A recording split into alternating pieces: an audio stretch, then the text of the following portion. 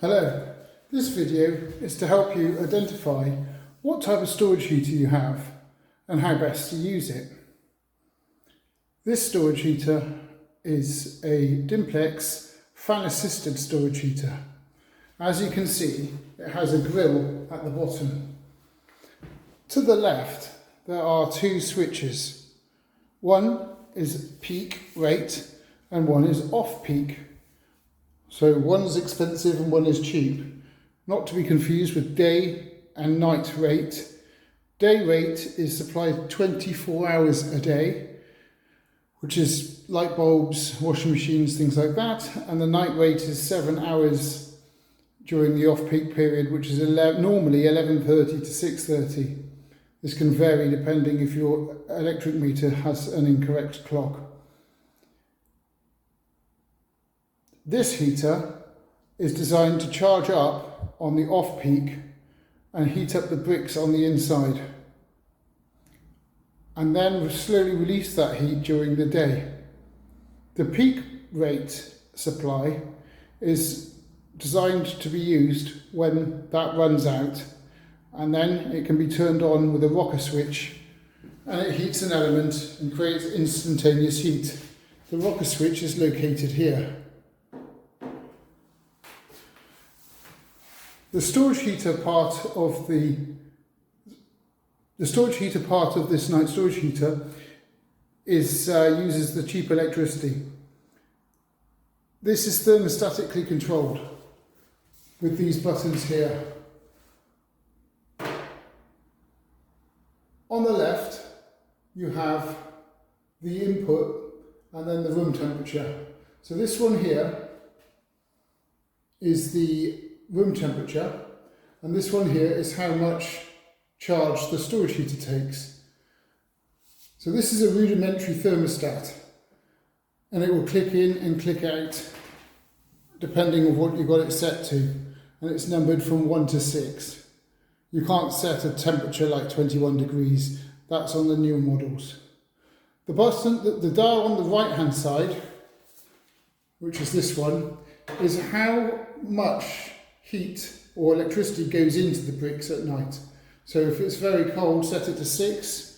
If it's not so cold, 3 or 2. The rocker switch on the side, like I said before, uses the peak rate expensive electricity and ideally should be always turned off. This storage heater is a Dimplex XLSN. Just an XL really.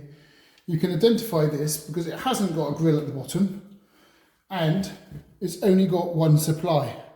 This single supply will be off-peak, which will cost normally around about half of what the day rate costs. In cold weather, turn them on, and in hot weather, turn it off, unlike the new Dimplex Quantums. The dials on the top are input, which is this one, and output, which is that one. The output opens a damper, like a lid, and lets the heat come out more, as it will leak anyway. They will be hot to touch in the mornings after they've spent the night charging because they're leaking heat. The dial on the right is the input, how much electricity goes in to heat those bricks. Generally, when it gets to about 10, 11 o'clock, the heaters will be cold because they've been leaking heat all day. They will only take a charge from 11:30 at night to 6:30 in the morning, depending on what time your electric meter says it is. But it's generally 7 hours of economy electricity. This storage heater cannot use the expensive day rate electricity. You may have one of these. This is a panel heater and does not store any heat. It will only use the day rate electricity, which is the expensive electricity. On the right is a timer dial, and on the left is the thermostat. The thermostat is labelled from 1 till 6, and it's not digitally controlled like 21 degrees or 18 degrees. You have half power and full power on the rocker switch in between the two dials, and on the right the sliding switch allows you to change it between timed, on and off. Timed makes use of the little clock, and you have to pull the pins out or push them in depending what time, and then the thermostat, if you set that low, it will click in, click out during the times you would like heat, but only if it's hot or cold enough. So the controls on this are quite good, but it will only use your expensive daytime electricity. This is a Dimplex CXL. The C stands for combined. It is a combined storage heater. As you can see on the left, there are two switches supplying this storage heater. One of the switches will be your expensive daytime electricity, and the other one will be your off-peak stored electricity, your economy 7. The cheap off-peak electricity will heat the bricks and provide background heat, which will slowly leak out throughout the day and then only charge up again at night. The daytime electricity, which can be turned off to avoid accidental usage, is controlled by the rocker switch on the front. At the moment it's off, and if you turn it the other way it's on. And then the dial from 1 to 7 is a thermostat, but that will only use your expensive day rate electricity. Whilst the dials at the top, you have the damper on the left and the input on the right, which are numbered from 1 to 6, 6 being the maximum. The damper just opens and closes like a lid on a thermos flask to release heat.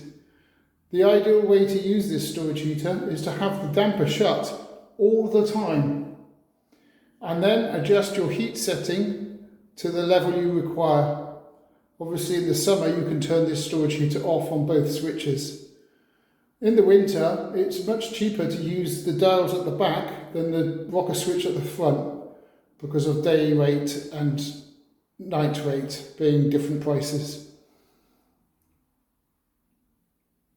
Keep the damper shut, which is the dial on the right, on 0 or 1. That will retain the heat for longer.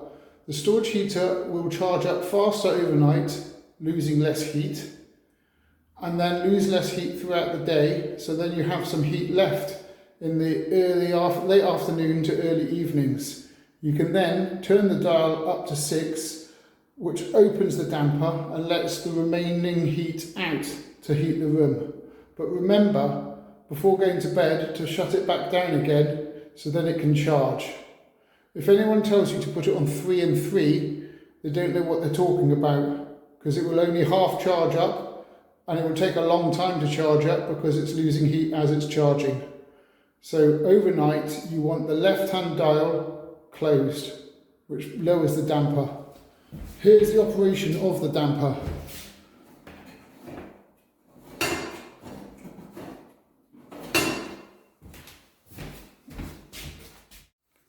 This is a dual immersion hot water tank.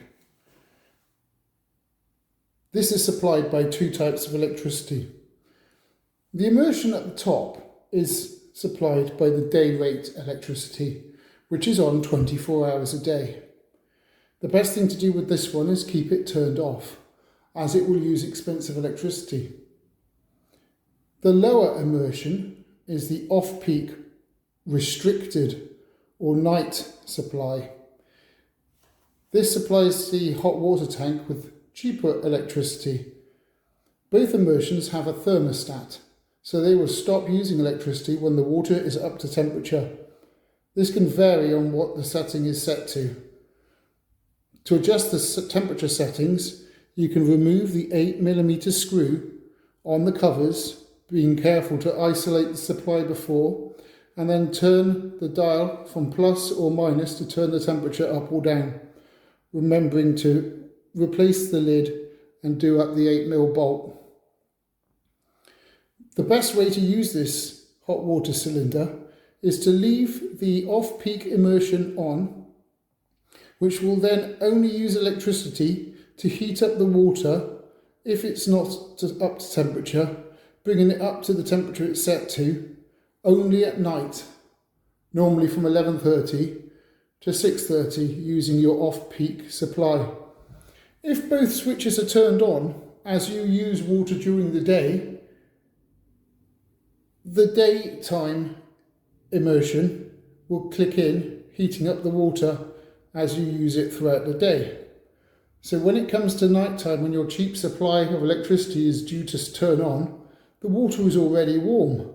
So all the work is done by the off-peak supply, doubling the price of your hot water. Correct usage is to have the peak rate, day or unrestricted supply turned off. That's the top one if you follow the wires. And leave the lower one on all the time. If you go away for a few days, no one's going to come into the house and run the taps. So the immersion is controlled by a thermostat. So the water in the tank will still be warm. So therefore it won't come on, or will only come on for a few minutes, bringing the temperature back up and then turning itself off. If you do go away for a few weeks, you could turn them both off, but I would do that a few days before going away and use your tank of hot water, because otherwise you're going away, turning it off and throwing an entire tank of hot water away. But then you must remember that on your return you will have no hot water, and you will have to turn the off-peak on and wait a full night before you have any hot water back again. If you turn the day rate on and top up the hot water, all the money that you have saved by having it all off and having no hot water will be lost, because you will be using your day rate to heat it back up again. And as I said before, that is charged at almost double the price of your nighttime electricity. Many thanks. Thanks for watching. Please subscribe, and I will do some more reviews on other storage heaters. Bye.